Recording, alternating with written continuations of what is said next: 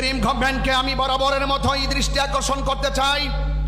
আমরা বারবার বলে এসেছি, এই বাংলাদেশের কিছু মানুষ আছে, মাথার মধ্যে টুপি আছে, মুখের মধ্যে দাড়ি আছে, এবং তাদের মুখে ইসলামের আওয়াজ আছে, তাদের মুখে ইসলামের আওয়াজ আছে, তাদের মুখে আল্লাহু আকবার ধ্বনি আছে, কিন্তু তারা যখন আল্লাহর হাবিবের শানে কটুক্তিকারীর বিরুদ্ধে কর্মসূচিকে বাধা প্রদান করে, তাহলে আমরা ভাসানির মতো বলতেই পারি, নীল নদের পানি যেমন নীল না, ওই সমস্ত মুসলমানদের মুখের ইসলাম ও ইসলাম না। কথা বলেন ঠিক কিনা?